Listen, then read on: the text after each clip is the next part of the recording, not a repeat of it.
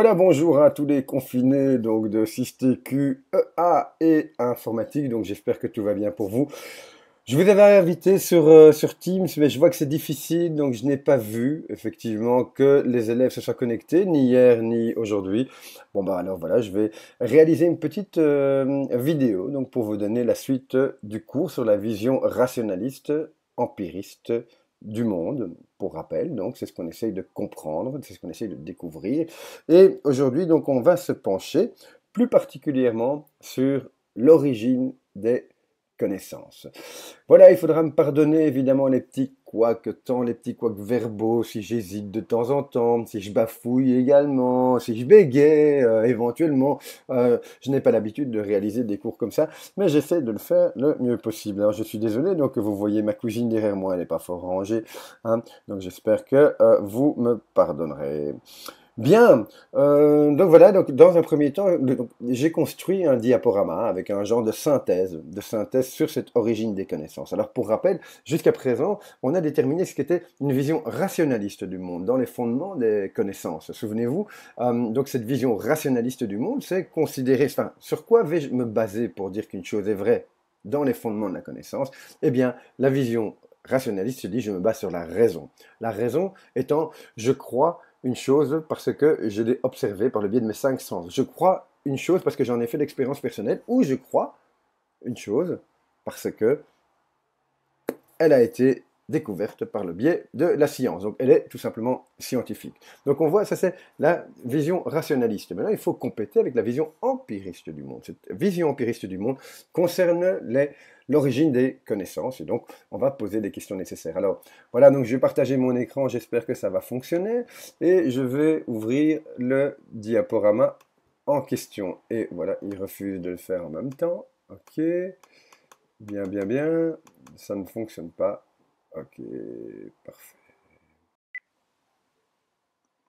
Alors donc ben voilà, donc j'y suis arrivé. Je vais devoir faire un petit cut. Je vais devoir trouver donc un banc de montage, hein, donc pour pouvoir coller les deux vidéos. Donc comme je vous avais dit, donc voilà, donc un petit diaporama sur les origines de la connaissance.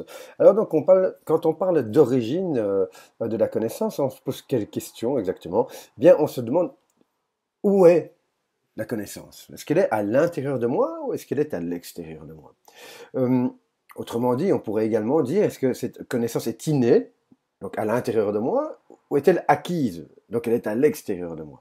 Donc c'est la question qu'on va se poser. Alors donc deux réponses évidemment. Donc comme dans les fondements de la connaissance, on avait rationalisme, irrationalisme. Ici, donc nos deux réponses dans un premier temps sont dans un premier temps innéistes. Donc c'est l'innéisme, la position innéisme en matière et qui considère que la connaissance est à l'intérieur de nous. Et dans un second temps, on a une seconde réponse qui est empiriste. Alors, elle est à l'extérieur de moi, cette connaissance, à ce moment-là. Pour l'empiriste, il considère que la connaissance est à l'extérieur de nous. Voilà.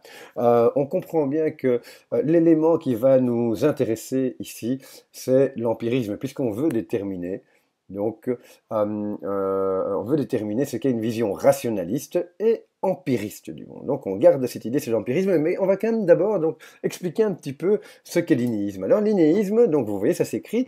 Les innéistes supposent que tous les hommes disposent de la connaissance nécessaire à la naissance. Alors évidemment, une question s'impose. Si effectivement tous les hommes à la naissance disposent de la connaissance nécessaire, comment se fait-il qu'un bébé ou un enfant de 2 ans, 3 ans, hein, ne dispose pas de toutes ces connaissances? Alors évidemment, la question qui va se poser, c'est plutôt non pas une question sur la connaissance en elle-même, mais la connaissance nécessaire. Qu'est-ce qui est nécessaire?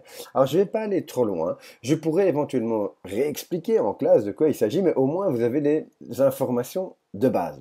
Donc l'homme naît avec toutes les connaissances nécessaires. On peut quand même aussi admettre que c'est quelque chose de démocratique, hein. Donc ça veut dire que la connaissance à la naissance est dans l'esprit de l'homme à l'intérieur.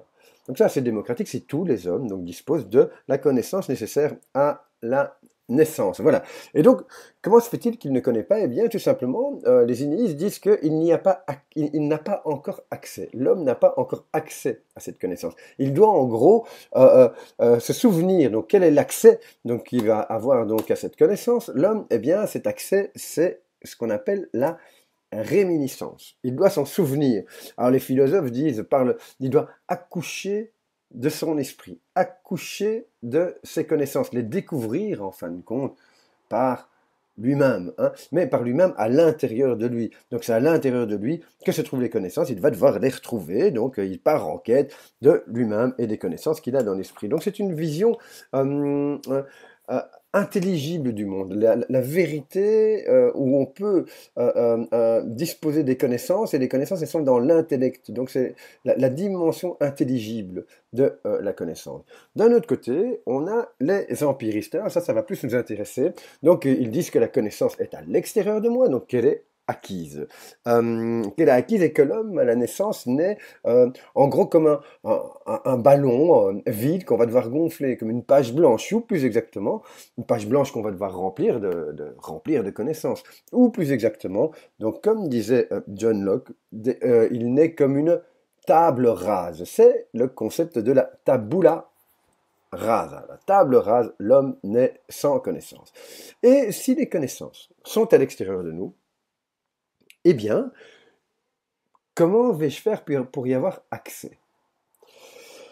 Eh bien, je vais tout simplement devoir, voilà, donc on regarde, hein, donc on retrace la flèche, comment va-t-on avoir accès à la connaissance? Eh bien, on va devoir observer le monde par le biais de ces 5 sens et également par le biais de l'expérience personnelle. Et de cette manière, on va se remplir de connaissances. Ce qui veut dire que tout le monde n'aura pas la même connaissance, c'est un petit peu moins démocratique que les inéistes, d'accord? On aura tous une connaissance différente en fonction de ce dont on a fait l'expérience et de ce qu'on a observé par le biais des 5 sens. Voilà, donc deux grands philosophes donc, de l'Antiquité grecque, évidemment, hein, donc, ont pris position dans ce débat.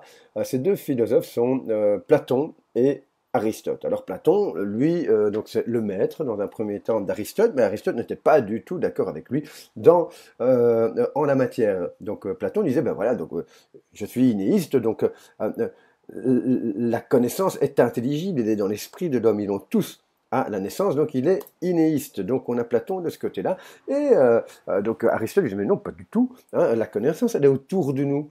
Hein, il faut l'observer, il faut l'expérimenter, il faut observer et expérimenter le monde. Voilà, donc ça c'est la position d'Aristote. Aristote, d'ailleurs, a donné donné à l'empirisme sa première idée, son premier concept, qui est le suivant. Il disait qu'il n'y a rien dans l'intellect, donc dans l'esprit, dans l'intellect, qui ne fût d'abord dans les sens. Je répète, il n'y a rien dans l'intellect qui ne fût d'abord dans les sens. Donc ça veut dire quoi? Ça veut dire qu'il croit que le monde autour de lui, eh bien, foisonne de connaissances. Et qu'est-ce qu'il va faire? Il va observer ce monde pour connaître. Ce que ne fera pas Platon. Évidemment, Platon, il va plutôt contempler, hein, rester et tenter de réfléchir. Lui, il considère que tout ce qui est accessible par les sens, donc on va dire le monde sensible, hein, est objet de fausseté, d'erreur, change tout le temps. Alors qu'Aristote va dire non, c'est une vérité, c'est une source de connaissance. Hein, donc ça veut dire qu'il va observer le monde sensible pour remplir sa fameuse table rase, hein, de diverses connaissances. D'ailleurs, il va écrire des traités d'histoire naturelle, ce que vous allez appeler de la biologie, sur le règne minéral, végétal et animal. Il va observer le monde et il va classer donc les minéraux, il va classer les végétaux, il va classer les animaux, les hommes également, hein, dans un genre d'encyclopédie qu'il va écrire, donc dont on a déjà parlé quand on a parlé de littéralisme, hein, souvenez-vous. Hein. Donc, vous savez, la mouche à 8 pattes, hein, donc souvenez-vous bien. Et donc voilà, il va réaliser des encyclopédies comme ça et il va les classer vivants, non vivants, mobiles, non mobiles. Donc ça veut dire qu'il considère que le monde est une source de connaissances.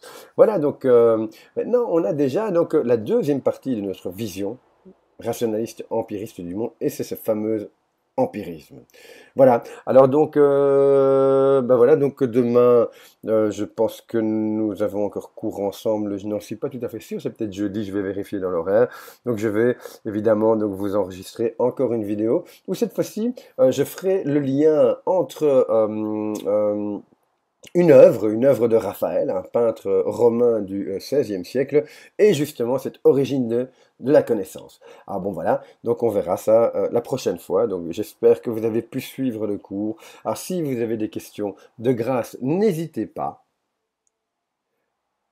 Envoyez-moi un message par le biais de IPAM Online, par exemple, ou alors par le biais de Teams. Donc, on pourra s'organiser. Donc, soit je vous répondrai par écrit, si c'est possible, évidemment, si c'est pas trop long la réponse. Soit on pourrait discuter enfin, via Teams. Donc, en prenant rendez-vous, il n'y a aucun problème. Je suis à votre disposition quand vous voulez. N'hésitez pas.